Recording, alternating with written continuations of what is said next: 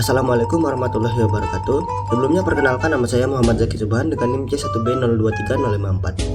Di sini saya akan menjelaskan mengenai persepsi dan pengambilan keputusan pada organisasi Karang Taruna di RT 02. Baiklah, langsung saja kita ke pendahuluannya. Berdasarkan hasil pengamatan yang dilakukan pada organisasi Karang Taruna RT 02, dapat ditemukan bahwa para anggota memiliki beragam persepsi terhadap keberlangsungan organisasi tersebut.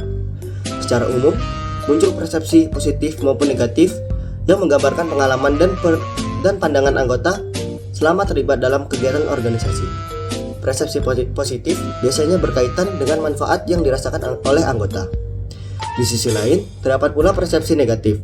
Beragam persepsi ini menunjukkan bahwa meskipun organisasi Karang Taruna RT 02 memiliki potensi sebagai wadah pengembangan pemuda, masih terdapat beberapa aspek yang perlu diperbaiki agar dapat berjalan lebih efektif dan memberikan dampak yang lebih optimal bagi masyarakat. Baik, selanjutnya ada persepsi positif. Organisasi Karang Taruna dianggap dapat memberikan kesempatan untuk menjalin kebersamaan antar pemuda, meningkatkan rasa solidaritas antar warga, serta terlibat dalam kegiatan sosial yang dinilai memberikan dampak nyata bagi lingkungan sekitar. Selain itu, beberapa anggota merasa bahwa Karang Taruna menjadi sarana yang efektif untuk mengembangkan kemampuan organisasi, kepemimpinan, dan kerjasama tim. Kegiatan-kegiatan yang diselenggarakan juga dianggap mampu mempererat hubungan antar anggota, menciptakan suasana yang lebih harmonis, dan memberikan ruang bagi pemuda untuk berkontribusi langsung dalam pembangunan lingkungan. Dengan demikian, persepsi positif ini menunjukkan bahwa keberadaan Karang Taruna RT 02 masih dianggap penting dan bermanfaat bagi sebagian besar anggotanya. Kemudian ada persepsi negatif. Di samping adanya persepsi positif, beberapa anggota juga mengungkapkan pandangan negatif terkait jalannya organisasi. Beberapa dari mereka merasa bahwa kegiatan yang dilakukan masih kurang variatif, sehingga membuat sebagian anggota menjadi kurang antusias untuk terlibat. Selain itu, ada pula yang menilai bahwa koordinasi antar pengurus belum berjalan maksimal. Misalnya, dalam hal komunikasi atau penyampaian informasi kegiatan yang sering terlambat sehingga membuat anggota kebingungan. Beberapa anggota juga berpendapat bahwa pembagian tugas dalam kepanitiaan belum sepenuhnya merata. Ada yang merasa mendapat beban kerja yang lebih banyak, sementara yang lain hanya terlibat sekedarnya. Kondisi ini menimbulkan rasa ketidakadilan dan dapat mempengaruhi motivasi anggota untuk berpartisipasi. Tidak jarang juga muncul keluhan mengenai minimnya inovasi atau ide baru dari pengurus, sehingga organisasi terkesan berjalan hanya untuk memenuhi agenda rutin tanpa adanya perkembangan. Selanjutnya ada bias persepsi. Yang pertama ada halo effect. Anggota cenderung menganggap keputusan pengurus, terutama ketua, selalu benar karena dianggap paling berpengalaman. Yang kedua ada selective perception. Beberapa anggota hanya fokus pada informasi yang sesuai dengan pandangan mereka, sehingga mengabaikan sudut pandang yang lain. Yang ketiga ada confirmation bias. Anggota lama lebih memilih mempertahankan program dan cara kerja lama meskipun ada ide baru yang lebih baik. Dan yang terakhir ada stereotype bias. Anggota baru sering dianggap belum mampu memegang tanggung jawab yang penting sehingga kurang dilibatkan. Selanjutnya ada analisis tahapan pengambilan keputusan. Yang pertama ada identifikasi masalah. Contohnya yaitu partisipasi anggota mulai menurun pada kegiatan kerja bakti. Yang kedua ada pengumpulan informasi. Contohnya ada pengurus menanyakan alasan ketidakhadiran melalui grup WhatsApp. Yang ketiga alternatif solusi. Contohnya dengan memberikan reward ke anggota aktif dan membuat kegiatan yang lebih menarik untuk selanjutnya. Dan yang keempat ada evaluasi alternatif. Dengan menilai alternatif dari segi biaya, waktu, dan kemampuan anggota.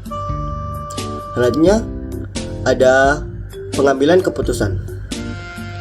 Rapat pengurus memutuskan mengganti jadwal kegiatan ke hari Minggu. Dan selanjutnya ada implementasi. Contohnya itu membentuk panitia, job desk dibagi dengan rata, dan juga kegiatan diumumkan ke warga sekitar. Dan yang terakhir ada evaluasi pelaksanaan. Contohnya adalah setelah kegiatan selesai, pengurus mengevaluasi jumlah peserta dan juga apa saja kendala yang terjadi di kegiatan tersebut. Selanjutnya kita masuk ke poin solusi. Yang pertama ada meningkatkan variasi kegiatan, yaitu dengan membuat program yang lebih kreatif agar tidak monoton. Contohnya, selain kerja bakti, menambah kegiatan seperti lomba olahraga, pelatihan desain, atau bakti sosial. Yang kedua ada meningkatkan komunikasi internal. Informasi kegiatan disampaikan lebih jelas dan juga tepat waktu. Contohnya dengan menggunakan reminder otomatis di WhatsApp group atau poster digital. Yang ketiga ada pembagian tugas yang lebih merata. Tugas dibagi sesuai kemampuan dan juga jumlah anggota. Contohnya dengan membuat list job desk tertulis agar semua orang tahu perannya masing-masing. Selanjutnya ada membuat jadwal rutin evaluasi. Evaluasi dilakukan agar kesalahan yang sebelumnya terjadi tidak terulang kembali. Contohnya yaitu di akhir setiap kegiatan dapat melakukan rapat selama 10-15 menit untuk membahas apa saja yang perlu diperbaiki. Selanjutnya ada kesimpulan. Organisasi Karang Taruna RT02 memiliki potensi positif sebagai wadah pengembangan pemuda, terutama dalam membangun kebersamaan, solidaritas, dan kemampuan organisasi. Anggota menilai bahwa setiap kegiatan Karang Taruna mampu memberikan manfaat bagi lingkungan serta mempererat hubungan antara pemuda. Namun di sisi lain masih terdapat berbagai kendala yang mempengaruhi efektivitas organisasi seperti variasi kegiatan yang kurang inovatif, koordinasi internal yang belum optimal, pembagian tugas yang tidak merata, serta munculnya beberapa bias persepsi yang menghambat proses pengambilan keputusan. Bias seperti halo effect, selective perception, confirmation bias, dan stereotype bias membuat penilaian antar anggota menjadi kurang objektif. Proses pengambilan keputusan juga perlu ditingkatkan dari segi partisipasi anggota, evaluasi alternatif, dan transparansi keputusan. Dengan menetapkan solusi seperti memperbanyak variasi kegiatan, memperbaiki komunikasi, melakukan evaluasi rutin, membagi tugas secara merata, dan membuka ruang aspirasi anggota, Karang Taruna RT02 berpotensi menjadi organisasi yang lebih aktif, kreatif, dan bermanfaat bagi masyarakat sekitar. Baik, mungkin itu saja yang dapat saya jelaskan. Terima kasih atas perhatiannya. Mohon maaf bila ada kesalahan. Assalamualaikum warahmatullahi wabarakatuh.